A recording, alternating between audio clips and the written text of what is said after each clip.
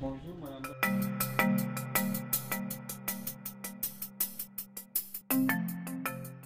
Oui, effectivement, en fait, c'est un recueil de textes que j'ai publié dans un livre qui s'appelle Dans mon champ de vision, chronique 2015-2017. Donc, c'est des textes d'opinion en général. Donc, c'est l'actualité de 2015, 2016 et 2017. Et je réagissais à l'actualité. J'ai toujours l'habitude de faire ça, l'habitude de réagir, de donner mon opinion avec les informations que j'ai. Et j'ai des amis qui m'avaient d'abord encouragé à publier un blog, d'où mon blog et après ça le livre.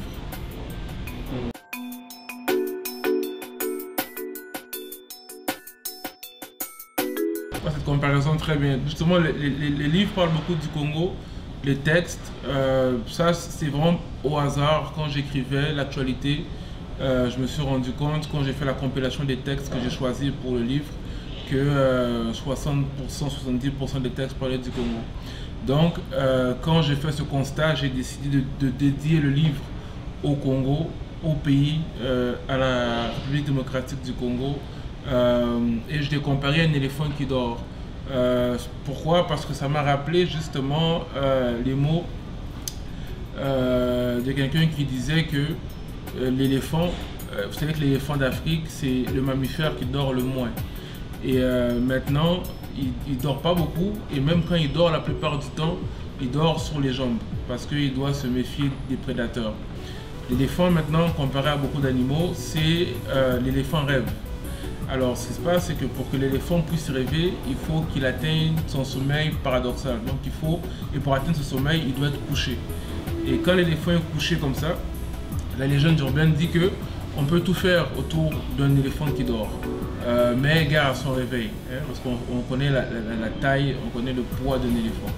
Et donc c'est un peu ça qui me fait penser le Congo. C'est un éléphant qui dort, donc c'est quelque chose avec énormément de potentiel, mais qui dort. Et je pense que si, pas seulement les Congolais, mais les Africains réveillent cet éléphant qui dort, ben on peut tout d'un coup réveiller l'Afrique. Parce que Frantz Fanon disait, l'Afrique a la forme d'un revolver, dans la cachette se trouve au Congo.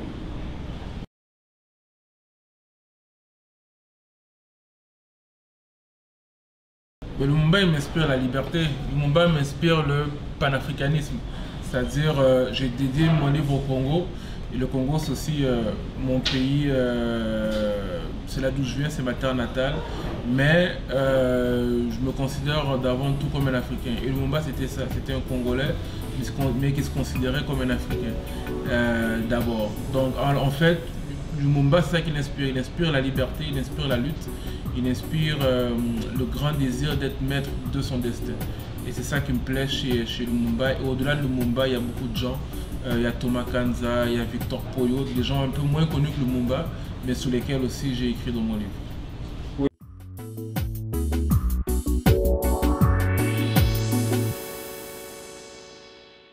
Etienne Tshisekedi, il m'inspire la droiture, il m'inspire l'intégrité. Parce qu'Etienne Tshisekedi, vous savez qu'au Congo, dans la politique congolaise, c'est très facile de changer sa veste. Hein? C'est-à-dire que vous avez des gens qui aujourd'hui sont de gauche, demain sont de droite. Et Etienne Tshisekedi, c'est un monsieur qui, pendant les 40 ans de sa lutte politique, est resté droit dans ses bottes, est resté avec une vision, la vision qu'il voulait. C'est quelqu'un qui, en termes de popularité, il n'y a pas un politicien au Congo, après Lumumba, qui avait la même popularité qu'Etienne Tshisekedi. Mais malgré ça, il n'a pas usé de ça pour prendre le pouvoir par la force. Il a voulu rentrer, comme il disait, au pouvoir par la grande porte, par les élections. Donc dommage pour lui, on lui a volé les élections en 2006 et en 2011. Non, en 2011, je m'excuse. Mais c'est quelqu'un de grand, c'est quelqu'un qui pour moi est un exemple à suivre pour les jeunes Congolais et les jeunes Africains.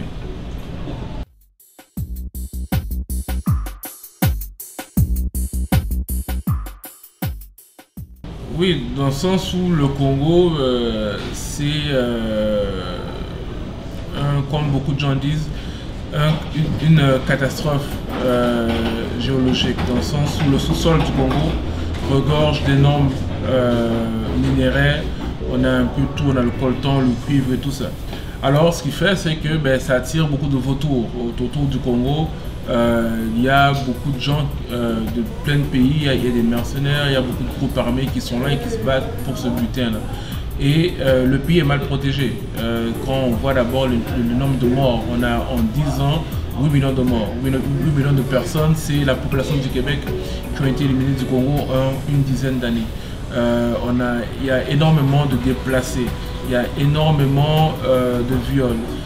Donc ça fait que c'est comme une banque, mais sans caméra, sans agent de sécurité. Parce qu'il n'y a personne qui protège la banque. Il n'y a pas de caméra parce qu'on n'en parle pas beaucoup. Je veux dire, les amis ici que j'ai, québécois, africains, chinois, ne savent pas trop ce qui se passe au Congo quand ils regardent les grands médias. Donc les caméras ne sont pas braquées dessus et le pays est mal défendu. Voilà pourquoi je compare ça à une banque sans caméra, sans agent de sécurité.